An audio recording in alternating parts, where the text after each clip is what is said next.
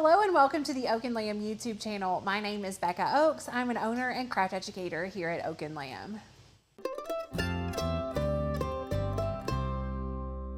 Like many crafters, you may be trying to use your hobby to make a little money on the side, or maybe you're just trying to make a full-blown shop and do this full-time and make money, and that's amazing and it's totally doable. But if you are doing that and are not seeing a lot of success with your sales, there may be a couple of reasons why. Now, it's really difficult to get honest feedback from friends and family when you're like, hey, this isn't selling. What do you think about this? They're probably not going to give you the absolute truth. So I'm going to go through a couple of things here that might be your problem. If you are seeing these issues, I honestly would become part of some sort of group, some sort of community like Oak and Lamb, where you can bounce ideas and information off of people who you're not really close to, who will give you honest feedback, especially in this type of scenario, because it's really important to figure out why if you're trying to make money. So I have made a list of a couple of ideas of why you might not be making great sales on Etsy or whatever platform you are choosing. One of them, and I have a fun little tool that I see a lot, is color pairing. So if you are creating shirt designs with different graphic or different vinyl colors or sublimation on shirts, or you have home decor or things like that, and you are not super confident in your color pairing, that could be an issue. Maybe the colors are off-putting to people. And so if you have problems with color pairings, I want to share this tool with you. These are called color cubes. They are by Sarah and Clark. We do have a link for them down below. So many of our flock members have purchased them. So many love them. I personally love colors. I love pairing them. I love doing different combinations with them, but it is an issue for a lot of creative people. You can be creative and still not have an eye for a lot of great color pairings.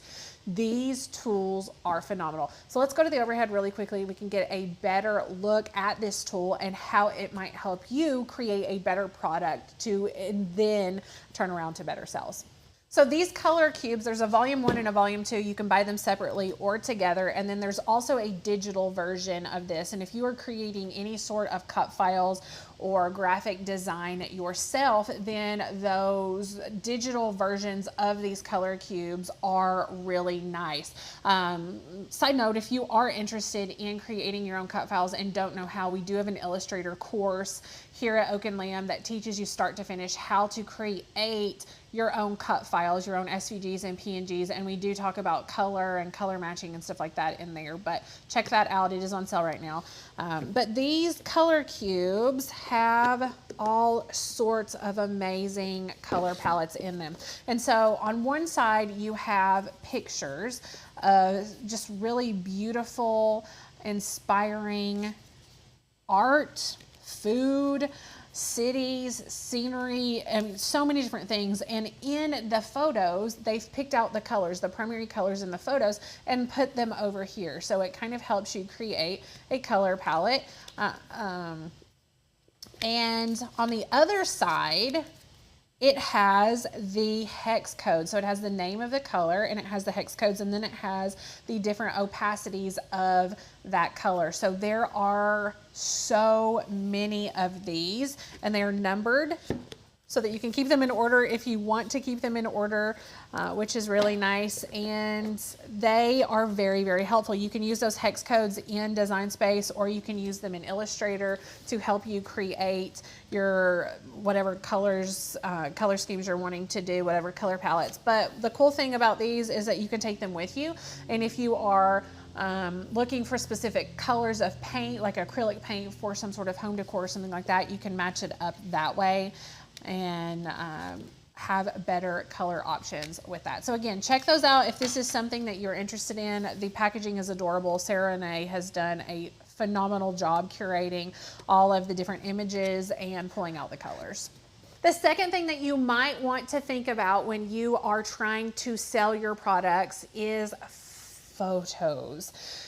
How you present your item is super, super important. Now, I think that some styling in photos is really nice. to put your image or to put your product in the type of scenario that you might see it or that would just kind of display it is really nice. But you can over style a photo so much that you don't even really know what the emphasis of the photo is, or you can understyle it so much or just take a really, pardon my French, crappy photo of it that doesn't do your product any justice. It is important to have good angles. It's important to have great lighting. It's important to have a good high resolution image that you're putting on Etsy, that you're putting on Facebook, that you're putting on your website, wherever you're putting it. So make sure that your photos are really good.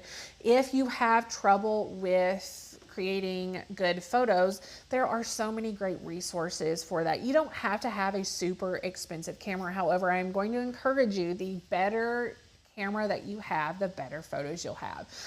There are some free resources to learn how to use a DSLR camera. For instance, you don't have to have a DSLR. You can have just a point and shoot that does pretty good. There's some good ones out on the market now.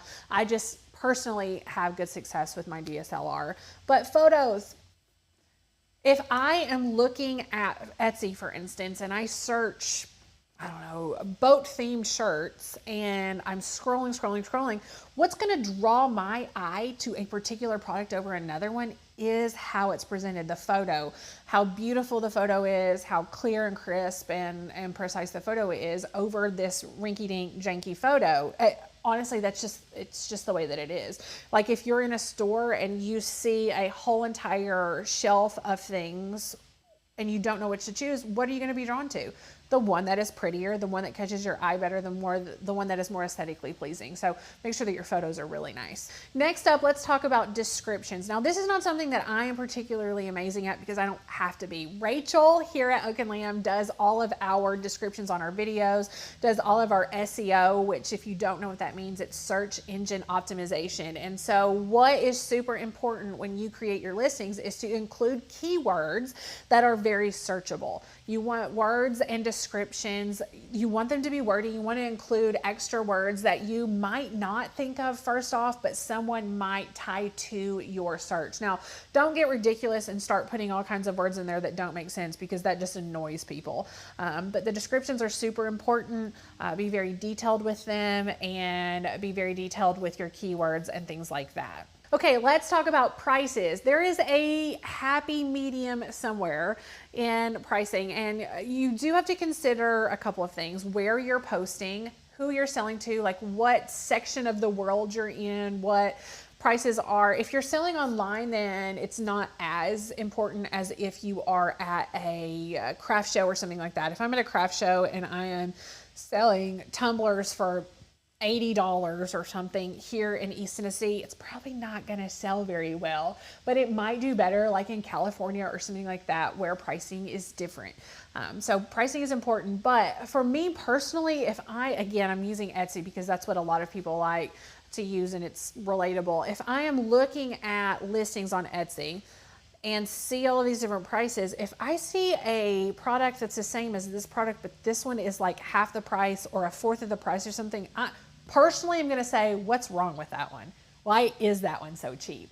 You have to know your worth and you have to make money, obviously. Who wants to put all this time and energy into creating projects and make no money off of it? You can't pay your bills that way. But also, it has people questioning the authenticity or the quality of your product versus other ones. It could be the exact same thing, but if it's priced too low, you're going to shoot yourself in the foot with that. The other thing is you don't want it to be so expensive that people don't even look at it. So kind of look at the average of wherever you're posting, wherever you're selling, and go with that. Maybe go a little bit more if it's a custom item or something like that. Or if you put something a little bit extra into yours, go a little bit more, but not so much more that you're just going to be completely overlooked.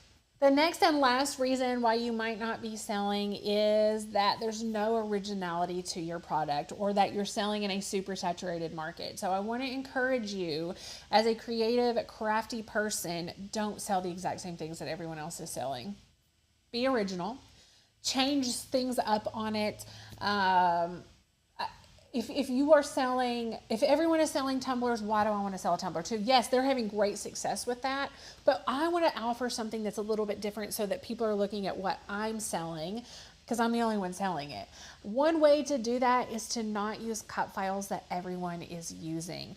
So if you see this one cut file on a shirt that everyone is using, don't use that one. Use a different one. If you don't know how to make your own cut file so that you can change things up, we do have that education for you.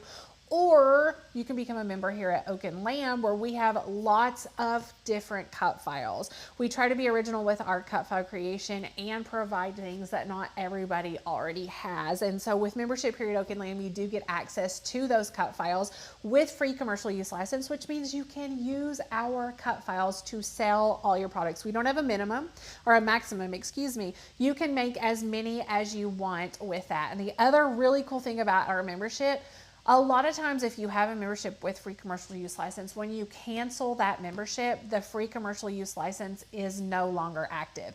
If you cancel your membership here at Oak and Lamb and have already downloaded cut files, you still have that commercial use license. You still have freedom to use those files to sell your product. So back to the originality, make sure that you are using really nice, creative, new things.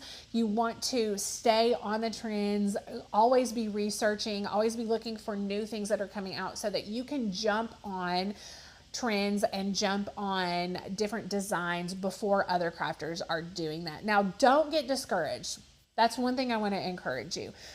Once something becomes really popular and it becomes hot and people are seeing that it's selling, if you were the first person to sell it, that's amazing. But other people are going to jump on it. So you can't let that get to you. You can't let it weigh you down and get you really depressed. You just have to keep being proactive and keep looking for the next thing and just keep moving forward and roll with those punches. But I hope this helps you. This opens your eyes a little bit to maybe some things that you can change, maybe some things that you can look at and ask others around you about how you can improve your listings, how you can improve your product. And I hope that you become very successful with your crafting adventures, making lots of money and doing what you love. Thank you so much for watching this video. If you're not a subscriber to the YouTube channel, go ahead and hit subscribe. I will see you here another day for another video.